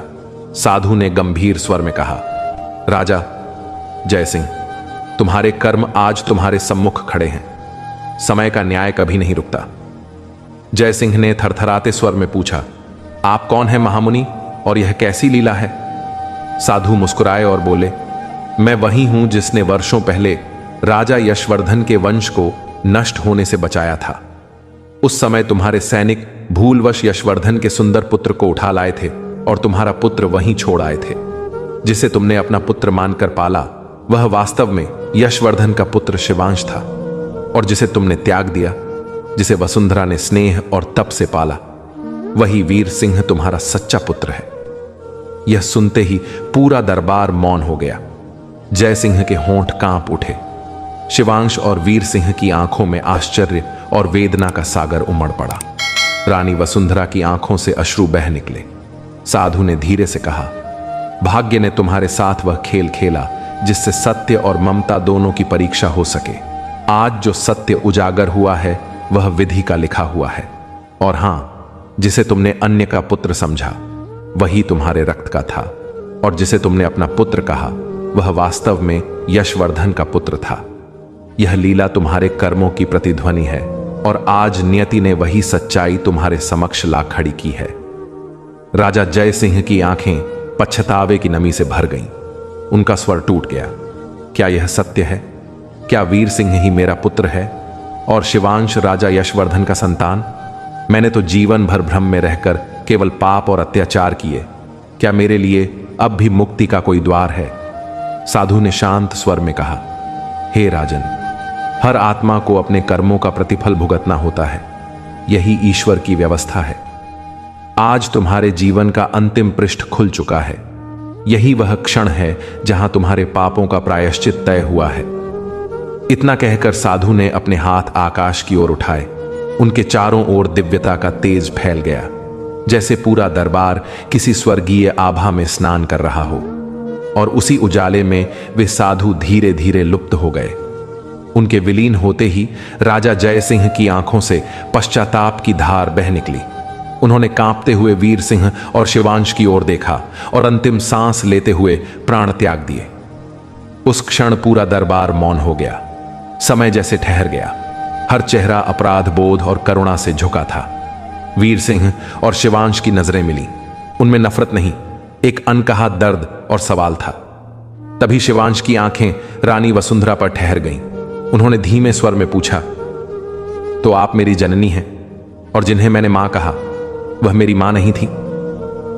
रानी वसुंधरा ने आंसुओं से भरी मुस्कान के साथ उत्तर दिया, हां बेटा, मैं तुम्हारी जन्मदात्री हूं, पर जिसने तुम्हें पाला, जिसने तुम्हें संस्कार दिए, वह भी मां ही थी। याद रखना, मातृत्व रक्त से नहीं, त्याग और प्रेम से जन्म लेता है। वीर सिंह की आंखें भी नम हो उठीं। मैंने अपने पिता का वध किया, क्या यह सबसे बड़ा अपराध नहीं? रानी ने दृढ़ स्वर में कहा, नहीं पुत्र, तुमने अधर्म का अंत किया है। वह व्यक्ति जो सिंहासन के लिए निर्दोषों को कुचलता है, वह पिता नहीं अत्याचारी कहलाता है। तुमने धर्म की रक्षा की है। फिर उन्होंने दोनों बेटों को समीप बुलाकर कहा, अब अतीत के बोझ को पीछे छोड़ो। यह राज्य तुम्हारे न्याय और करुणा की प्रतीक्षा कर रहा है। वीर सिंह और शिवांश ने एक दूसरे को देखा, फिर मुस्कुराकर गले मिले। उस आलिंगन से पूरा दरबार जय घोष से गूंज उठा। राज्य में नया युग आरंभ हुआ, जहां अन्याय की जगह नीति ने ली और अत्याचार की जगह करुणा ने। रानी वसुंधरा त्याग और मातृत्व की प्रतिमा बन गई। प्रजा उल्लासित थी। सड़कों पर दीप जले। वर्षों बाद खुशियां लौट आईं, और यही कथा अमर बन गई कि सच्चा राजा वह नहीं जो ताज पहनता है, बल्कि वह जो सत्य, प्रेम और करुणा का मार्ग चुनता है। मित्रों, यह कथा हमें सिखाती है कि कर्मों से बढ़कर कोई वंश नहीं होता, और जो पिता अपने पुत्र को अन्याय से आंकता है, अंततः उसे वही सत्य दंड देता है जिसे वह स्वयं भूल गया था। जो पिता अपने पुत्र को त्याग देता है, समय उसे उसका असली मोल हमेशा दिखा देता है।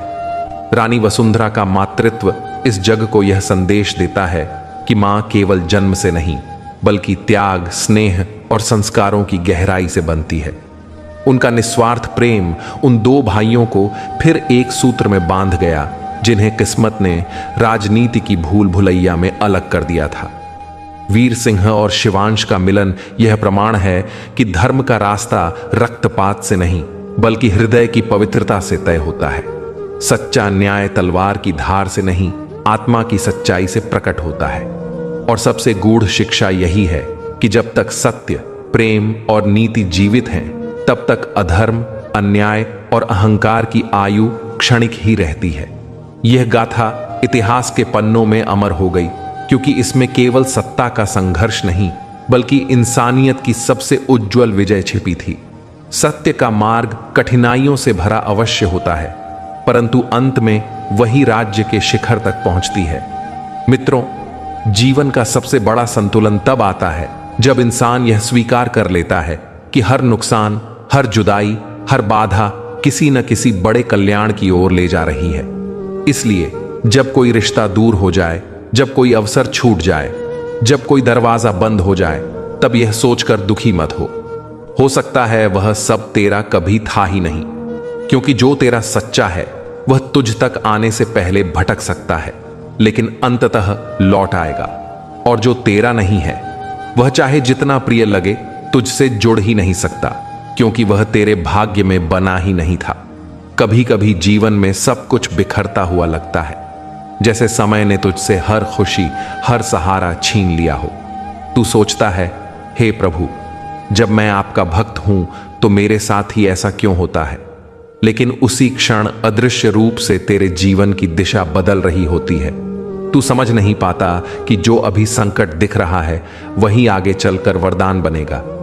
मित्रों, भगवान श्री कृष्ण कहते हैं, हे अर्जुन, मनुष्य जिस चीज को खोना समझता है वह अक्सर उसके बोझ से मुक्त होना होता है। जब मैं तुझसे कुछ लेता हूं तो इसीलिए नहीं कि मैं तुझे दुख देना चाहता हूं, बल्कि इसीलिए कि मैं तुझे कुछ बड़ा देने की तैयारी कर रहा हूं। इसीलिए जब तू संघर्ष में हो तब भी मुस्कुरा और विश्वास रख कि यह सब मेरी योजना का हिस्सा है। तेरे जीवन का हर उतार चढ़ाव, हर दुख, हर खुशी किसी कारण से है। जब तू असफल होता है तब मैं तुझे धैर्य सिखाता हूं। जब कोई अपना तुझे छोड़कर जाता है तब मैं तुझे यह समझाता हूं कि निर्भरता केवल मुझ पर रख। जब तू सब कुछ खो देता है तब मैं तुझे खुद से मिलवाता हूं। यही जीवन का रहस्य है। मनुष्य हमेशा परिणाम चाहता है, परंतु कृष्ण सिखाते हैं कि जो तेरा है वह तुझ तक पहुंचने से पहले भटक सकता है, पर कभी खो नहीं सकता।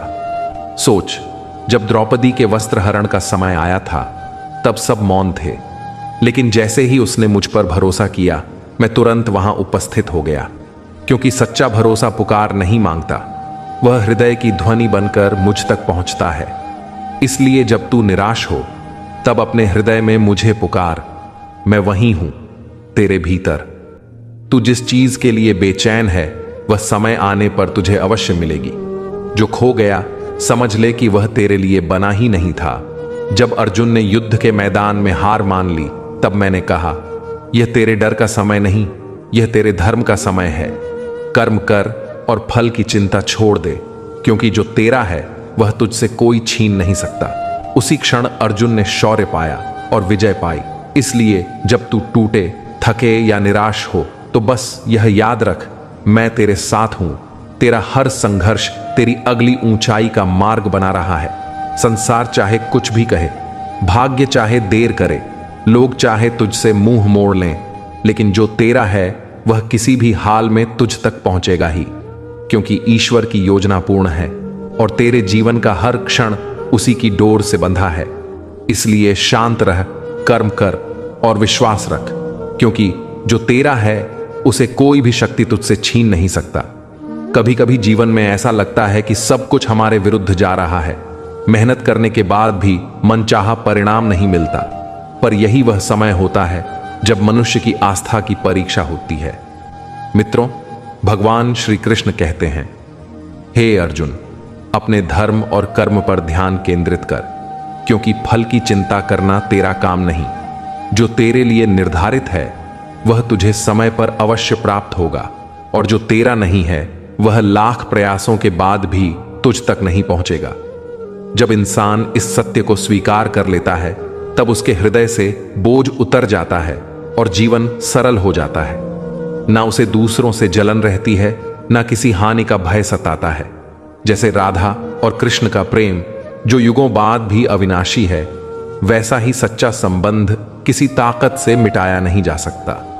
दुनिया ने उन्हें अलग करने की पूरी कोशिश की, परंतु आज भी उनके नाम एक साथ लिए जाते हैं। यह प्रमाण है कि आत्मा से जुड़े रिश्ते कालातीत होते हैं। जब तू इस सत्य को समझ लेगा तब तेरे भीतर एक अद्भुत शांति जन्म लेगी। तब तू हर परिस्थिति में मुस्कुरा सकेगा, चाहे लोग तुझसे दूरी बना ले, समय परीक्षा ले या किस्मत तेरा साथ न दे। तू यह जान जाएगा कि जो तेरा है वह तुझसे कभी दूर नहीं जाएगा, और जो तेरा नहीं है उसके लिए दुखी होना व्यर्थ है। यही विचार तेरे भीतर संतुलन लाएगा, यही सोच तुझे सशक्त बनाएगी।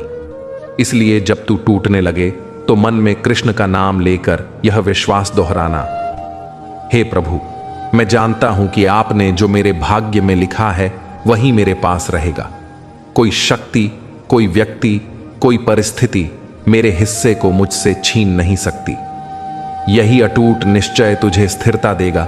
यही भावना तेरे जीवन में शांति और अटूट विश्वास जगाएगी। सिर्फ ईश्वर के सामने सिर झुका, क्योंकि वही एकमात्र शक्ति है जो तुझे किसी और के आगे झुकने से बचाएगी। संसार में सब छल हो सकता है, पर प्रभु के चरणों में गिरा अश्रु कभी झूठा नहीं होता। प्रेम का सच्चा अर्थ केवल लगाव नहीं, बल्कि सम्मान और विश्वास है, वह भरोसा जो हर सीमा से परे है। मित्रों, भगवान श्री कृष्ण कहते हैं, हे अर्जुन, जब मनुष्य सच्चे भाव से ईश्वर से जुड़ता है तब उसकी परीक्षा आरंभ होती है। कोई उसे दुख मानता है तो कोई उसे कृपा समझता है, पर वास्तव में वह आत्मा की परख होती है। याद रखो, पाप और छल का दंड इसी धरती पर भोगना पड़ता है, क्योंकि समय किसी का पक्ष नहीं लेता। सफलता का अर्थ दूसरों से श्रेष्ठ बनना नहीं, बल्कि खुद के पुराने रूप से बेहतर होना है। ईश्वर कठिन परीक्षा लेते हैं, लेकिन सहने की क्षमता भी वही देते हैं। जब तक तू खुद को नहीं बदलेगा, जीवन भी नहीं बदलेगा। जो व्यक्ति सच्चाई को सामने कह देता है वह उन नकली मुस्कुराने वालों से 1000 गुना बेहतर है जो पीठ पीछे बदल जाते हैं। अकेलेपन को शाप नहीं, वरदान समझ, क्योंकि यह वही समय है जब तू खुद को नया आकार दे सकता है। दुनिया में कोई सदा साथ नहीं रहता, इसलिए स्वयं के साथ रहना सीख। वक्त चाहे जैसा भी हो, गुजर जाता है। सफल व्यक्ति जरूरी नहीं कि खुश हो, पर खुश रहने वाला व्यक्ति जरूर सफल होता है। सुख में ईश्वर को मत भूलना और दुख में उन पर विश्वास बनाए रखना।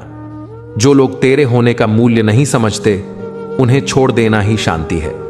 यदि हर काम मनुष्य के बस में होता तो ईश्वर का अस्तित्व ही नहीं होता। जहां तेरी सीमा समाप्त होती है, वहीं से उसकी लीला प्रारंभ होती है। जब इरादे नेक हों और मन पवित्र हो, तब प्रभु किसी न किसी रूप में सहायता करते ही हैं। आंख मूंद कर किसी पर भरोसा मत कर, क्योंकि दुनिया उतनी सच्ची नहीं जितनी दिखती है। जीवन धीरे धीरे बदलता है और कभी कभी सच्चाई सामने अचानक आ जाती है। कठिन समय एक जादूगर है जो चेहरों से नकाब उतार देता है। गलती केवल जीवन का एक अध्याय है, पर रिश्ता पूरी किताब है। इसलिए एक गलती के लिए पूरी किताब मत फाड़ देना। आशा की किरण चाहे छोटी हो, पर अंधकार मिटाने को पर्याप्त होती है। धैर्य और सच्चाई वह घोड़ा है जो अपने सवार को कभी गिरने नहीं देता। अकेले चलना कठिन जरूर है, पर वही कदम आत्मविश्वास की नींव बनते हैं। जैसे मां अपने बच्चे की जरूरतों का ध्यान रखती है, वैसे ही ईश्वर हमारे लिए सर्वश्रेष्ठ तय करते हैं। झूठ की गति चाहे कितनी तेज क्यों ना हो, मंजिल तक पहुंचता हमेशा सत्य ही है। लोग बदलते हैं, पर समय मुरली वाले के आदेश से ही बदलता है। कठिनाइयों से भागना नहीं, उन्हें शांति से पार करना सीख। मनुष्य का सच्चा साथी उसकी आत्मा है, जो सही पर सराहती है और गलत पर चेताती है। खाली हाथ आया था, खाली हाथ ही जाएगा। इसलिए जो भी कर, उसे भगवान को समर्पित कर, क्योंकि अंत में जो तुझे सच्चा सुख देगा वह तेरा संतोष होगा, और संतोष सबसे बड़ा धन है। वफादारी सबसे बड़ा धन है, क्योंकि यह हर रिश्ते की नींव और हर भरोसे की पहचान होती है।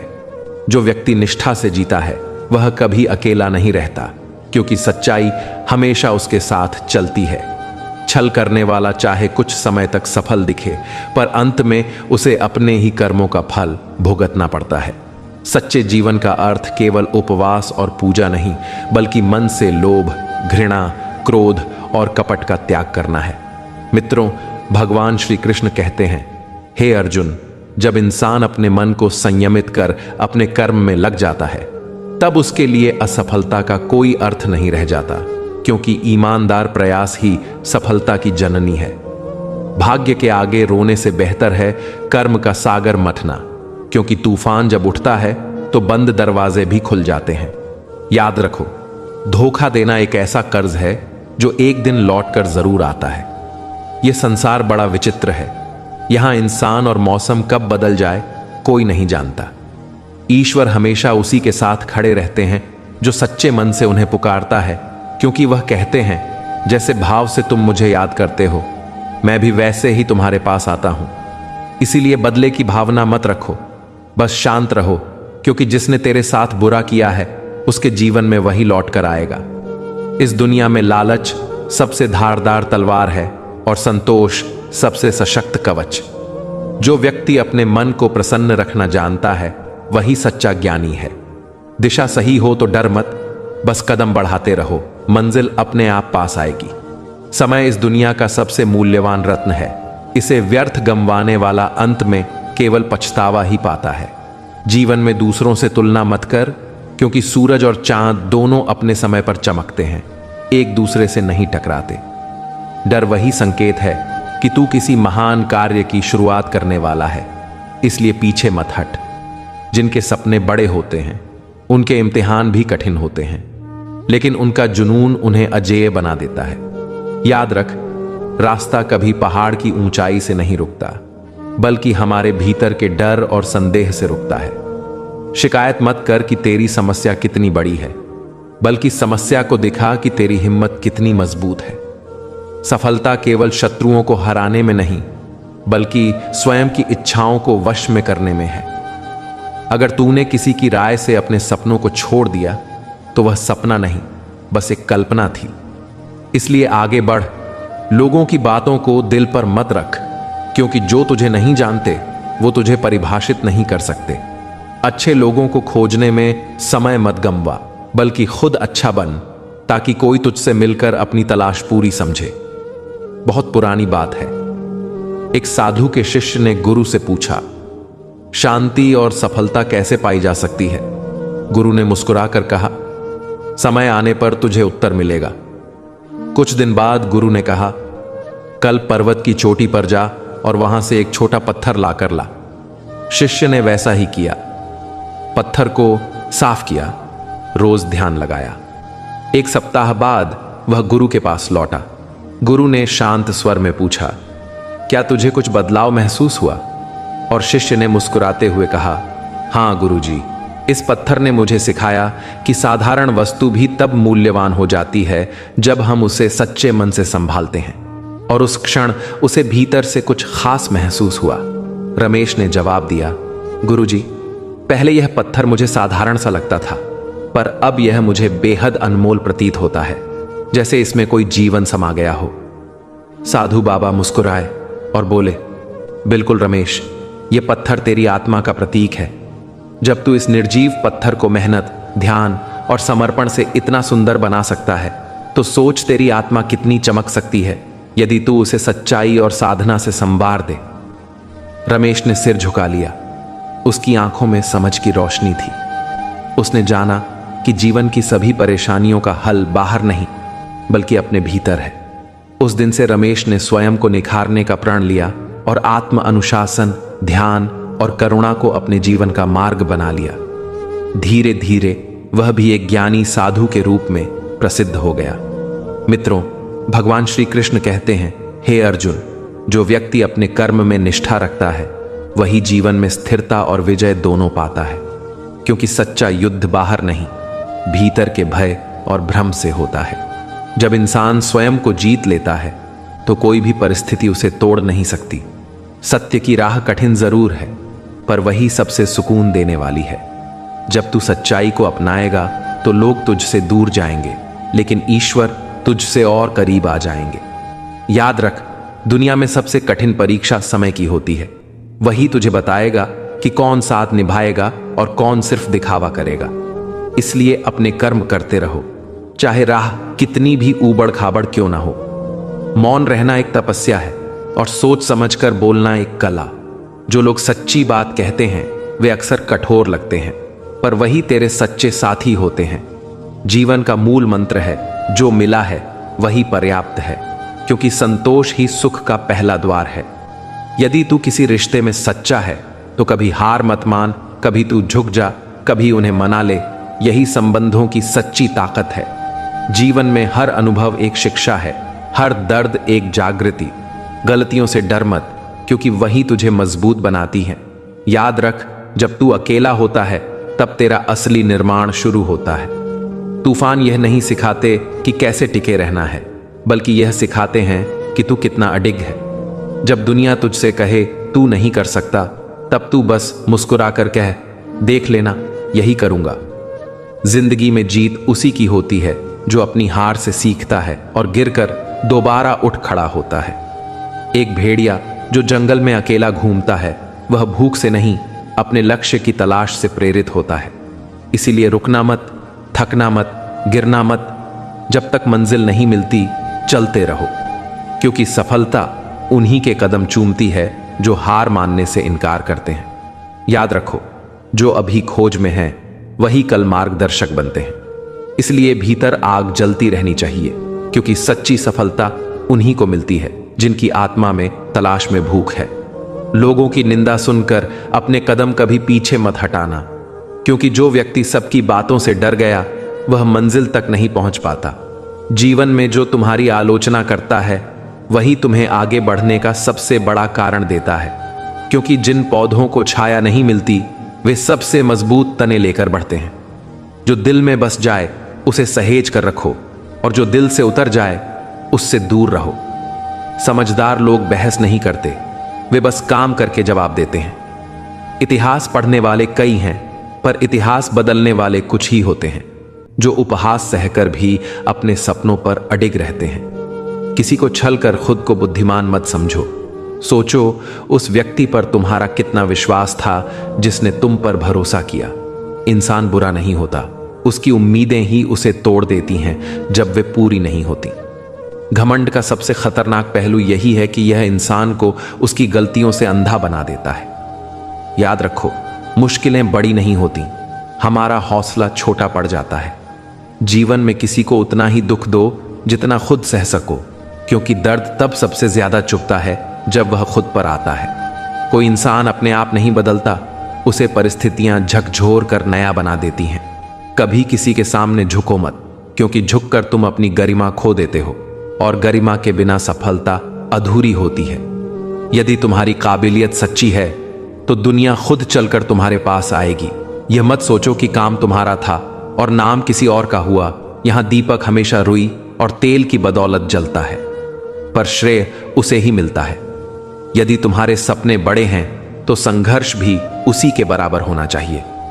जब कोई तुम्हारा विश्वास तोड़ दे तो उसे शिक्षक मानो, क्योंकि उसने सिखाया कि किस पर विश्वास करना चाहिए और किस पर नहीं। इंसान तब तक अच्छा लगता है जब तक वह तुम्हारे हक में होता है, लेकिन जब सच्चाई बोलता है तो बुरा लगने लगता है। याद रखो, जो दोगे वही लौट कर आएगा, चाहे वह सम्मान हो या छल। मित्रों, भगवान श्री कृष्ण कहते हैं, हे अर्जुन, जो मेरा सच्चे मन से स्मरण करते हैं मैं उन्हें वह देता हूं जो उनके पास नहीं, और जो उनके पास है उसकी रक्षा करता हूं। इसलिए विपत्ति के समय ईश्वर से मुंह मत मोड़ो। दोस्तों, आज की कथा यहीं समाप्त होती है। अगर इस कथा में कोई भी त्रुटि हो तो उसे दिल से क्षमा करें, और साथ ही अगर आप हमारे चैनल पर नए थे तो चैनल को सब्सक्राइब करके घंटी के बटन को जरूर दबाएं, जिससे मेरी वीडियो आप तक सबसे पहले पहुंच सके। और भगवान श्री कृष्ण के इस वीडियो को एक लाइक और कमेंट में जय श्री कृष्ण अवश्य लिखिएगा। मिलते हैं एक और नई कथा के साथ, तब तक के लिए राधे राधे।